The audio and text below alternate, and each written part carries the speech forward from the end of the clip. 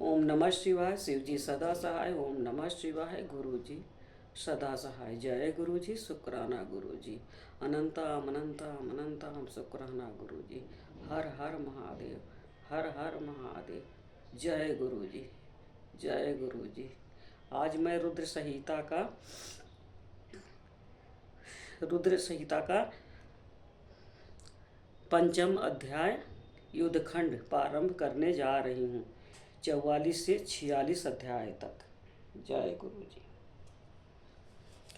भाइयों के उपालक्ष्य लभ से अंधक का तप करना और वर पाकर त्रिलोकी को जीत का स्वेच्छाचार में प्रवृत्त होना, उसके मंत्रियों का शिव परिवार का वर्णन, पार्वती के सौंदर्य पर मोहित होकर अंधक का वहाँ जाना और नंदीश्वर के साथ युद्ध, अंधक के प्रहार से नंदीश्वर की मूर्छा, पार्वती के आह्वान से देवियों का प्रगट होकर युद्ध करना, शिव का आगमन और युद्ध, शिव द्वारा शुक्राचार्य का निगला जाना, शिव की प्रेरणा से विष्णु का काली रूप धारण करके दानों के रक्त का पान करना, शिव का अंधक को अपने त्रिशूल में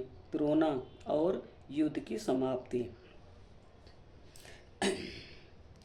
सनत कुमार जी कहते हैं, मुनिवर एक भाइयों के साथ बिहार में संलग्न था। उसी समय हिरण्याक्ष का पुत्र अंधक अपने समय उसके कामासक्त मंदांध भाइयों ने उससे, मेरे अंधे, तुम्हें तो अब राज्य से क्या प्रयोजन है।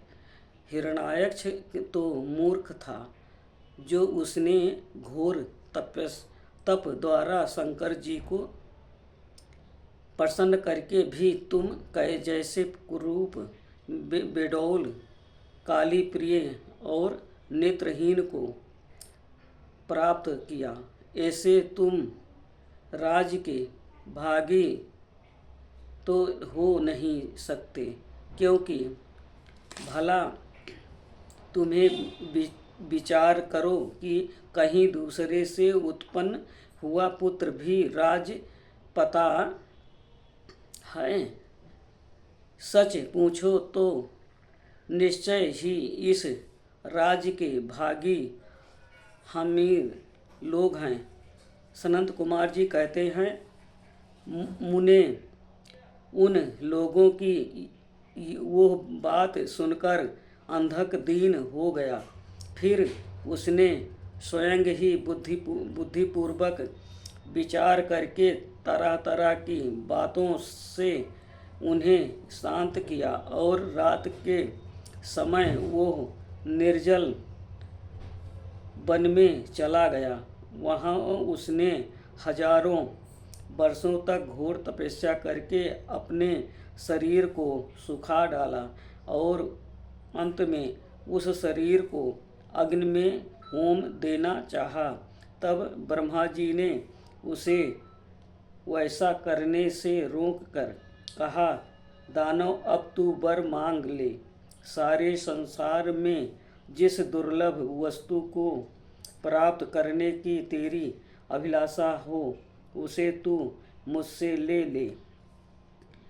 पद योनि ब्रह्मा के वचन को सुनकर वह दैत्य दीनता एवं नम्रता पूर्वक कहने लगा, भगवान, जिन निठुरों ने मेरा राज छीन लिया है, वह सब दैत्य आदि मेरे भृत्य हो जाएं। मुझ अंधे को दिव्य चाक्षु प्राप्त हो जाए। इंद्र आदि देवता मुझे कर दिया करें और देवता दैत्य गंधर्व यक्ष नाम मनुष्य दैत्यों के शत्रु नारायण सर्व सर्व पाओ शंकर तथा अन्यायन किन्हीं भी प्राणियों से मेरी मृत्यु न हो। उसके उस अत्यंत दरुण वचन को सुनकर ब्राह्मण जी सशंकित हो उठे और उससे बोले। ब्रह्मा जी ने कहा, दैतेंद्र, ये सारी बातें तो हो जाएगी, किंतु तू अपने विनाश का कोई कारण भी तो स्वीकार कर ले, क्योंकि जगत में कोई ऐसा प्राणी न हुआ है और न आगे होगा ही जो काल के गाल में न गया हो। फिर तुझ जैसे सत्पुरुषों को तो अत्यंत लंबे जीवन का विचार त्याग ही देना चाहिए। ब्रह्मा के इस अनुभव भरे वचन को सुनकर वो दैत्य पुनः बोला। अंधक ने कहा, प्रभु, तीनों कालों में जो उत्तम, मध्यम और नीच नदियाँ होती हैं, उन्हीं नदियों में कोई रत्नभूता नारी मेरी भी जननी होगी। वो मनुष्य लोक के लिए दुर्लभ तथा शरीर, मन और वचन से भी अगम्य है।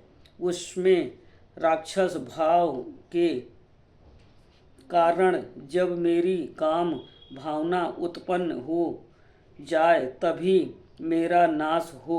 उसकी बात सुनकर स्वयंभू भगवान ब्रह्मा को महान आश्चर्य हुआ। वह शंकर जी के चरण कमलों का स्मरण करने लगे। तब शंभु की आज्ञा पाकर वह उस अंधक से बोले।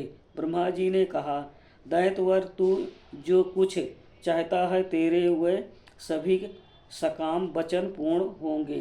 दैतेंद्र, अब तू उठ, अपना अभीष्ट प्राप्त कर और सदा वीरों के साथ युद्ध करता रहा। मुनीश हिरण्याक्ष पुत्र अंधक के शरीर में नसें और हड्डियां ही शेष रह गई थी। वो ब्रह्मा के ऐसे वचन को सुनकर शीघ्र ही भक्तिपूर्वक उन लोकेश्वर के चरणों में लौट गया और इस प्रकार बोला। अंधक ने कहा, विभो, जब मेरे शरीर में नसें और हड्डियां मात्र ही शेष रह गई हैं, तब भला इस देह से शत्रु सेना में प्रवेश करके मैं कैसे युद्ध कर सकूंगा। अतः अब आप अपने पवित्र हाथ से मेरा स्पर्श करके इस शरीर को मसल बना दीजिए। सनंत कुमार जी कहते हैं, महर्षि अंधक की प्रार्थना सुनकर ब्रह्मा जी ने अपने हाथों से उसके शरीर का स्पर्श किया और फिर वह मुनिगणों तथा सिद्ध समूहों से भली भांति पूजित हो देवताओं के साथ अपनी धाम को चले गए। ब्रह्मा के स्पर्श करते ही उस दैत्यराज का शरीर भरा पूरा हो गया, जिससे उसमें बल का संचारण हो आया था तथा नेत्रों के प्राप्त हो जाने से वो सुंदर दिखने लगा। तब उसने प्रसन्नतापूर्वक अपने नगर में प्रवेश किया। उस समय प्रहलाद आदि श्रेष्ठ दानों ने जब उसे वरदान प्राप्त करके आया हुआ जाना, तब वह सारा राज्य को उसे समर्पित करके उसके वशवर्ती भूत हो गए। तदंतर अंधक सेना और भूत वर्ग को साथ ले स्वर्ग को जीतने के लिए गया। वहाँ संग्राम में समस्त देवताओं को पराजित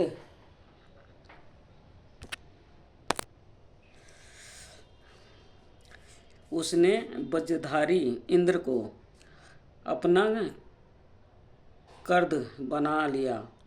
उसने यंत्र तंत्र बहुत सी लड़कियां लड़कर नसों सुप्रणों श्रेष्ठ राक्षसों गंधर्वों यक्षों मनुष्यों बड़े बड़े पर्वतों वृक्षों और सिंह आदि समस्त चौपाइयों को भी जीत लिया। यहाँ तक कि अपने चराचर त्रिलोकी को अपने बस में कर लिया। तदंतर वो रसातल में भूतल पर तथा स्वर्ग में जितनी सुंदर रूप वाली नदियाँ थी उसमें से हजारों को जो अत्यंत दर्शनीय तथा अपने अनुकूल थी साथ लेकर विभिन्न पर्वतों पर साथ तथा नदियों के रमणीय तटों पर विहार करने लगा। दैत्यराज अंधक सदा दुष्टों का ही संग करता था। उसकी बुद्धि मद से अंधी हो गई थी जिससे उस मूढ़ को इसका कुछ भी ज्ञान नहीं था रह गया कि परलोक में आत्मा को सुख देने वाला भी कोई कर्म करना चाहिए। इस प्रकार वो मनसबी दैत्य उन्मत्त हो और अपने सारे प्रधान पुत्रों को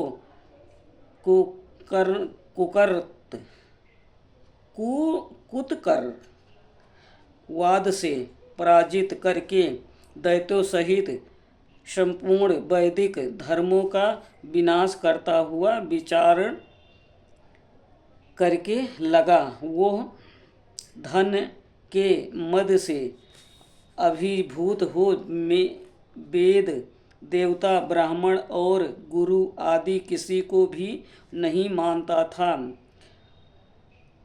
प्रबंधक बस उसकी आयु समाप्त हो चुकी थी।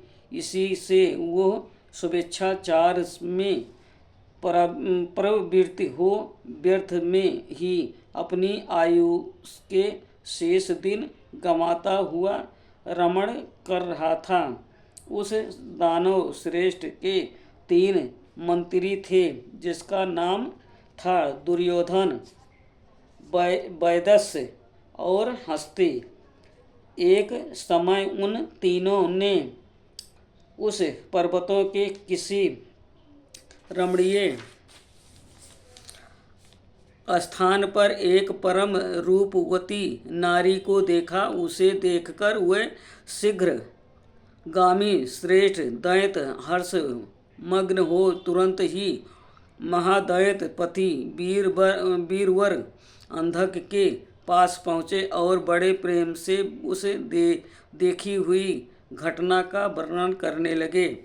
मंत्रियों ने कहा, दैत्येंद्र, यहाँ एक गुफा के भीतर हमने एक मुनि को देखा है।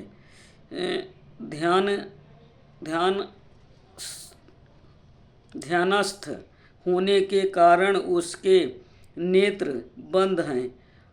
वो बड़ा रूपवान है। उसके मस्तक पर अर्धचंद्र की काला अपनी छटा बिखेर रही है और कमर में गजेंद्र की खाल बांधी हुई है। बड़े बड़े नाग उसके सारे शरीर में लिपटे हुए हैं। खोपड़ियों की माला ही उस जटाधारी का आभूषण है। उसके हाथ में त्रिशूल है तथा एक विशाल धनुष बाण और तुरीण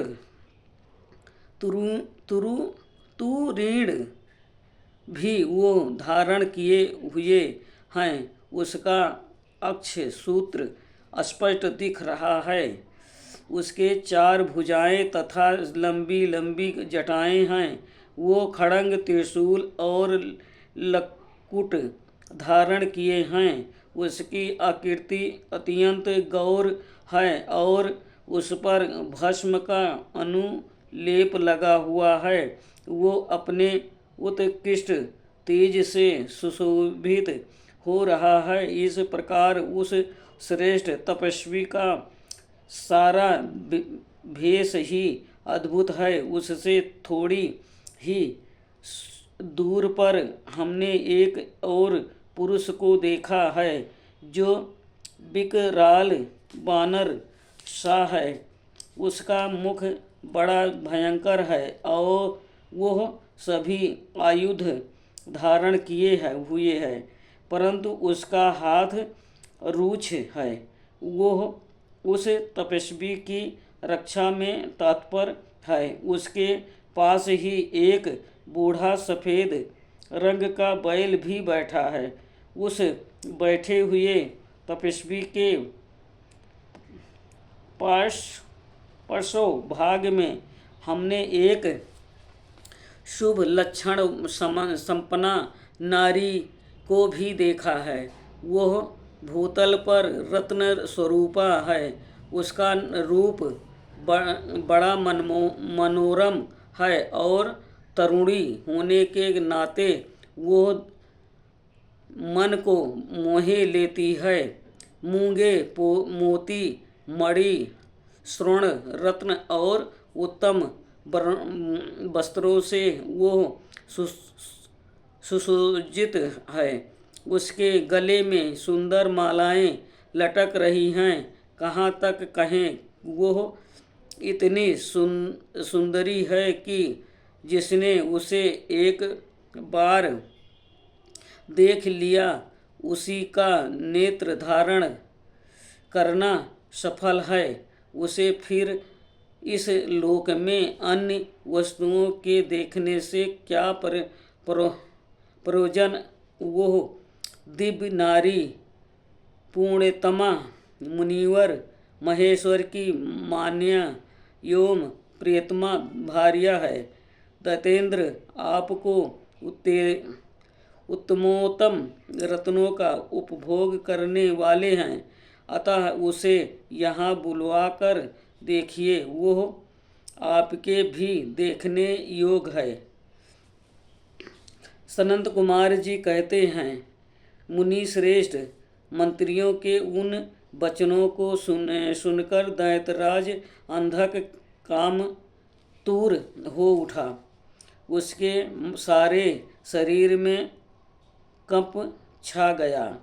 फिर तो उसने तुरंत ही दुर्योधन आदि को उस मुनियों के पास भेजा। मंत्रियों ने वहाँ जाकर मुनीश्वर को प्रणाम करके उससे अंधकासुर का संदेह कहा था।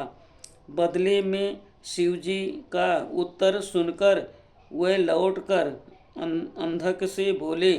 मंत्रियों ने कहा, राजन, आप तो संपूर्ण दैत्यों के स्वामी हैं, फिर भी उस महान पराक्रमिक वीर वर तपस्वी मुनि ने अपनी बुद्धि से त्रिलोकी को तृण के समान समझकर हंसते हुए आपके लिए ऐसे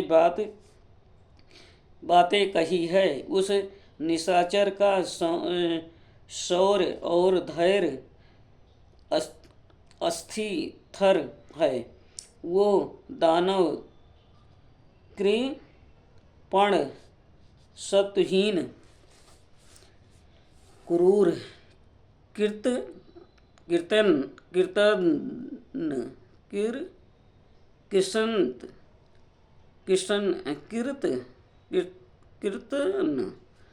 और सदा ही पाप कर्म करने वाला है।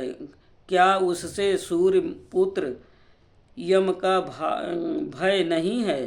कहाँ तो मैं मेरे दारुण शस्त्र और मृत्यु को भी सशक्त कर देने वाला युद्ध, और कहाँ वो बानर का सा मुख वाला डरपोक निशाचर जिसके सारे अंग बुढ़ापे से झरझर हो गए हैं। कहाँ मेरा ये स्वरूप और कहाँ तेरी मंद भावता। तेरी सेना भी तो नहीं के बराबर ही है। फिर भी यदि तुझमें कुछ समर्थ हो तो युद्ध के लिए तैयार हो जा और आकर कुछ अपनी करतूत दिखा। मेरे पास तुझ जैसे पापियों का विनाश करने वाला वज्र सरीखा भयंकर शस्त्र है, और तेरा शरीर तो कमल के समान कोमल है। ऐसी दशा में विचार करके तुझे जो रुचिकर प्रतीत हो वो कर। सनत कुमार जी कहते हैं, मुनिवर मंत्रियों का बात सुनकर माता पार्वती पर मोहित हुआ। वो कामाध्य राक्षस विशाल सेना लेकर चल दिया और वहां पहुंचकर नंदीश्वर से युद्ध करने लगा। बड़ा भयानक युद्ध हुआ। उस समय युद्ध स्थल में चर्बी, माजा, मांस और रक्त की कीच मच गई। वहाँ सिर कटे हुए धड़ धड़ नाच रहे थे और कच्चा मांस खाने वाले जानवर चारों ओर व्याप्त हो गए थे, जिससे वो बड़ा भयंकर लग रहा था। थोड़ी ही देर में दैत्य भाग खड़े हुए तथा विनाक धारी भगवान शंकर दक्ष कन्या सती को भली भांति धीरज बंधाते हुए बोले, प्रिय, मैंने जो पहले अत्यंत भयंकर महान पशुपत व्रत का अनुष्ठान किया था, उसमें रात दिन तुम्हारे प्रसंग बस जो हमारी सेना का विनाश हुआ है, ये विघ्न सा आ पड़ा है। देवी, मरण धर्मा प्राणियों का जो अमरों पर आक्रमण हुआ है, ये मानो पुण्य का विनाश करने वाला कोई ग्रह प्रकट हो गया है। अतः अब मैं पुनः किसी निर्जन वन में जाकर उस परम अद्भुत दिव्य व्रत की परिदीक्षा लूँगा और उस कठिन व्रत का अनुष्ठान करूँगा। सुंदरी, तुम्हारा शोक और भय दूर हो जाना चाहिए। सनत कुमार जी कहते हैं, मुने, इतना कहकर उग्र प्रभावशाली महात्मा शंकर धीरे से अपना सिंगा बजाकर एक अत्यंत भयंकर पावन वन में चले गए। वहाँ वह 1000 वर्षों के लिए पशुपत व्रत के अनुष्ठान में तत्पर हो गए। इस व्रत का निभाना देवों और असुरों की शक्ति के बाहर है। इधर शील गुण से संपन्न पतिव्रता देवी पार्वती मंदराचल पर ही रहकर शिवजी के आगमन की प्रतीक्षा करती रहती थी। यद्यपि पुत्र स्थानीय वीर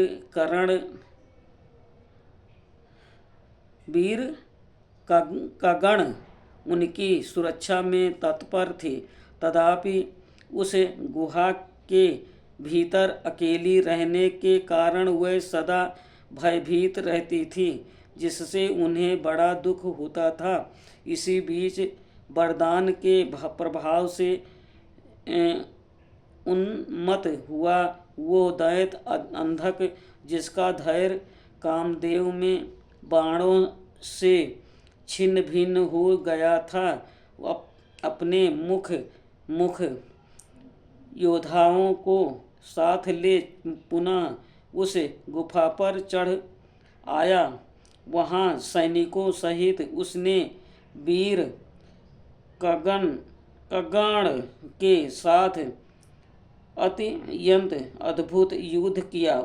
उस समय सभी वीरों ने अन्न, जल और नींद का परित्याग कर दिया था। इस प्रकार वो युद्ध लगातार 500 वर्ष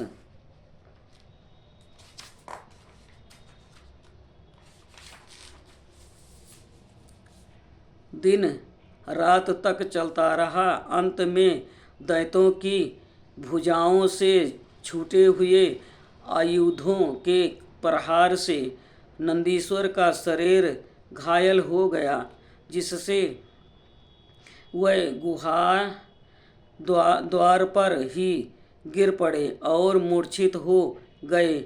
उनके गिरने से गुहा का सारा दरवाजा ही ढक गया, जिससे उसका खोला जाना असंभव था। फिर दैत्यों ने दो ही घड़ी में सारे वीर कागड़ को अपने अस्त्र समूहों से आच्छादित कर दिया। तब पार्वती ने भगवान विष्णु और ब्रह्मा जी का स्मरण किया। स्मरण करते ही ब्रह्माणी, नारायणी, इंद्री, वैष्णवी, नारी, यमया, नैतृति, वारुणी, वायवी, कौबेरी, यक्षवासिनी, गरुड़ी आदि देवियों के रूप में समस्त देवता, यक्ष, सिद्धि, गुहाक आदि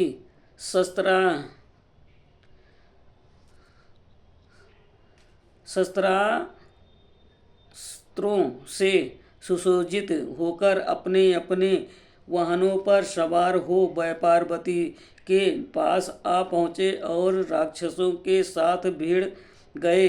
कुछ समय बाद भगवान शिव भी आ गए। फिर तो घोर युद्ध हुआ। तदंतर शुक्राचार्य को संजीवनी विद्या के द्वारा दैत्यों को जीवित करते देखकर भूतनाथ शिव जी उनको निगल गए। इससे दैत्य ढीले पड़ गए।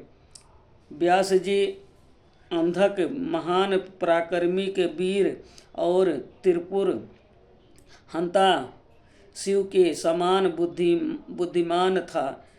सैकड़ों वरदान मिलने के कारण वो जन्मादि के वशीभूत हो रहा था। यद्यपि बहुसंख्यक शास्त्रों की चोट से उसका शरीर जर्जर हो गया था, फिर भी शिव जी पर विजय पाने के लिए उसने दूसरी माया रची। जब प्रलय कालीन अग्नि के समान शरीर धारण करने वाले भूतनाथ त्रिपुरारी शंकर ने अपने त्रिशूल से उसे बुरी तरह छेद डाला, तब भूतल पर गिरे हुए उसके रक्त कणों से यूथ अंधक प्रकट हो गए। उनसे सारी रणभूमि व्याप्त हो गई। वे विकृत मुख वाले भयंकर राक्षस अंधक के सदृश ही पराक्रमी थे। इस प्रकार जब पशुपति द्वारा मारे गए सैनिकों के घावों से निकले हुए अत्यंत गरम रक्त बिंदुओं से दूसरे सैनिकों उत्पन्न होने लगे, तब बहुत सी भुजारूपी लताओं द्वारा आक्रांत होने के कारण कुपित हुए बुद्धिमान भगवान विष्णु ने परम परमध्यनाथ शिव को बुलाकर योग बल से एक ऐसा अजय सुबिक रूप धारण किया जिसका मुख विकृत तथा था और रूप उस विकराल और कंकाल मात्र था। वो सुबिक रूप स्त्री रूप शंभु के कान से निकला था। जब वो देवी ने रणभूमि में उपस्थित हो अपने युगल चरणों से पृथ्वी को अलंकृत किया, तभी सभी देवता उसकी स्तुति करने लगे। तत्पश्चात भगवान ने उनकी बुद्धि को प्रेरित किया। फिर तो वे क्षुधार्त होकर रण के मुहाने पर उस सैनिकों के तथा दैत्यराज के शरीर से निकले हुए अत्यंत गरम गरम रुधिर का पान करने लगी, जिससे राक्षसों का उत्पन्न होना बंद हो गया। तदंतर एकमात्र अंधक ही बच रहा। यद्यपि उसके शरीर का रक्त सूख गया था, तथापि वो अपने कुलोचित सनातन छात्र धर्म का स्मरण करके अविनाशी भगवान शंकर के साथ भयंकर थप्पड़ों से वज्र सदृश जानुओं और चरणों से बजाकर नाखों से मुख, भुजा और सिरों से संग्राम करता रहा। तब प्रेमथ नाथ शिव ने रणभूमि में उसका हृदय विदीर्ण करके उसे शांत कर दिया। फिर त्रिशूल भोंक कर उसे अष्टाणु के समान ऊपर को उठा लिया। उसका झरझर शरीर नीचे को लटक रहा था। सूर्य की किरणें ने उसे सुखा दिया। पवन के झोंकों से युक्त मेघों ने मूसलाधार जल बरसा कर उसे गीला कर दिया। हिमखंड के समान शीतल चंद्रमा की किरणों ने उसे विशीर्ण कर दिया। फिर भी उस दैत्यराज ने अपने प्राणों का परित्याग नहीं किया। उसने विशेष रूप से शिव जी का स्तवन किया।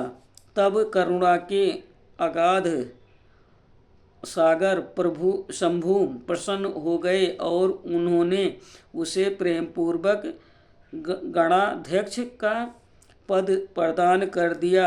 तत्पश्चात युद्ध के समाप्त हो जाने पर लोकपालों ने नाना प्रकार के